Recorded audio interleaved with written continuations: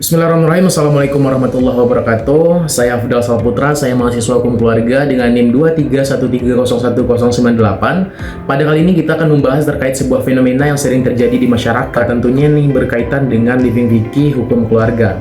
Nah, pada kali ini kita akan membahas dan mereaction sebuah video, yaitu tentang praktik nikah siri yang sering terjadi di masyarakat. Sebelum daripada itu, mari kita sama-sama tonton terkait bagaimana proses dari nikah siri itu terjadi. Inilah videonya.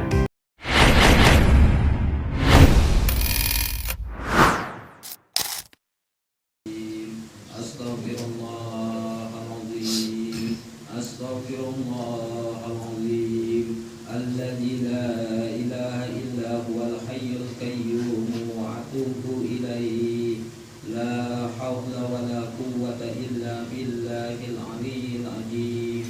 Asyhadu an la ilaha illallah wa asyhadu anna Muhammadar Rasulullah. Terima kasih. Sini kan, juga si juru saksi itu banyak itu.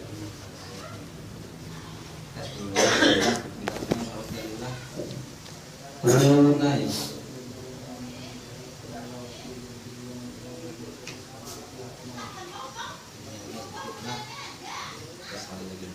Tunai.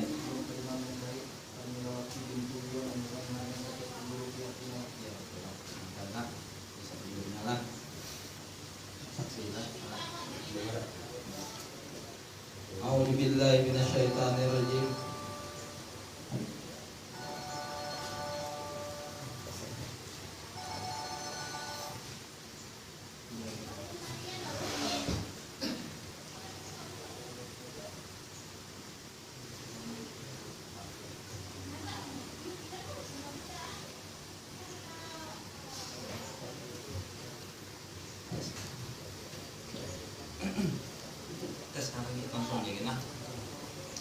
A'udzubillahi minasyaitonirrajim. Bismillahirrahmanirrahim. Astaghfirullahaladzim, astaghfirullahaladzim, astaghfirullahaladzim.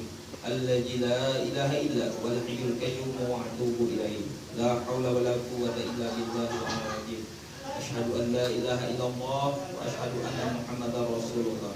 Uzamizuka ala ma amara Allah ta'ala bihi min imsakin bima'rufin aw tasrihin wa ihsanin. Ikuti bismillah. Bismillah. Walhamdulillah. Wassalatu wassalamu ala Rasulillah sallallahu alaihi wasallam. Usikum wa nafsi bitaqwallah. Wahai saudara Galih Rakasiwi bin Nubatsa, engkau saya nikahkan dengan seorang perempuan yang bernama Karmilawati binti Ian, yang mana wali bapaknya bernama Ian bin Jamhur telah mewakilkan kepadaku untuk menikahkan dengan engkau dengan maharnya 100.000 rupiah tunai.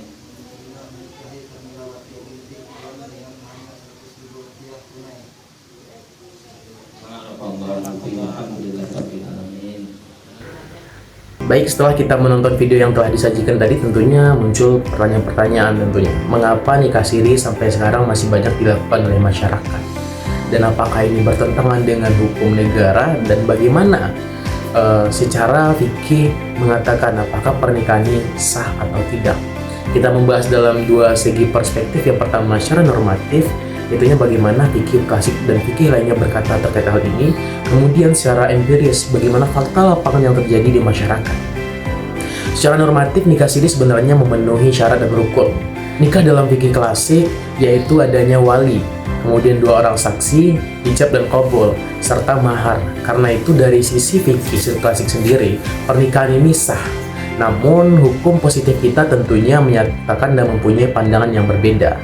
Terdapat dalam pasal 2 Undang-Undang Perkawinan menegaskan bahwa pencatatan perkawinan menjadi syarat administratif yang penting dan diperkuat oleh pasal 5 kompilasi hukum Islam. Artinya negara hadir bukan untuk membatalkan keabsahan pernikahan yang ada yang telah dijalankan secara syariat agama dari pernikahan tersebut, tetapi untuk memastikan ada bukti hukum yang melindungi hak-hak istri dan anak di kemudian hari nantinya. Inilah yang membuat nikah siri berada di posisi yang unik. Secara agama sah, namun rentan secara hukum negara. Konsekuensinya serius. Anak yang lahir hanya memiliki hubungan perdata dengan ibunya, Menurut pasal 43 ayat 1 Undang-Undang Perkawinan, dan istri kesulitan menuntut hak nafkah maupun hak waris karena tidak memiliki nikah yang sah secara negara. Namun kalau kita kembali melihat video yang telah kita tonton tadi, kita melihat bahwasanya praktik nikah siri ini atau praktik yang sering terjadi di lapangan ini jauh lebih kompleks daripada sekedar teks hukum. Inilah yang dalam living fikih tersebut sebagai melihat fikih sebagai hukum yang hidup, bukan hukum yang statis atau hukum yang ada dalam aturan saja. Studi yang dilakukan di beberapa daerah tentunya menemukan bahwa motivasi utama nikah siri sebenarnya bukan untuk menghindari hukum saja, melainkan respon terhadap kemiskinan yang struktural, biaya pernikahan resmi yang dianggap tinggi, prosedur administrasi yang dianggap berbelit, dan akses yang terbatas ke kantor pemerintah, terutama bagi masyarakat di perdesaan. Video yang kita tonton ini menjadi contoh nyata dari temuan tersebut. Disinilah kita melihat kesenjangan antara yang diatur secara normatif dengan apa yang terjadi secara empiris. Hukum menuntut pencatatan, tetapi negara belum sepenuhnya menyediakan akses yang mudah dan murah bagi masyarakat dan bagi semua kalangan. Akibatnya masyarakat lebih memilih jalan pintas yang menurut mereka lebih rasional, memilih menikah secara sah di mata agama meski memiliki resiko yang sah secara hukum. Dari video yang kita tonton dan analisis hari ini, saya pribadi belajar bahwa nikah siri tidak bisa dilihat dari hanya kacamata legal formal semata saja. Ada dimensi sosial, ekonomi, dan keagamaan yang saling berkaitan. Dan inilah esensi pendekatan living fikih yang sebenarnya, yaitu memahami hukum Islam sebagaimana ia benar-benar dijalani oleh masyarakat, bukan hanya sebagaimana ia dituliskan dalam kitab dan undang-undang.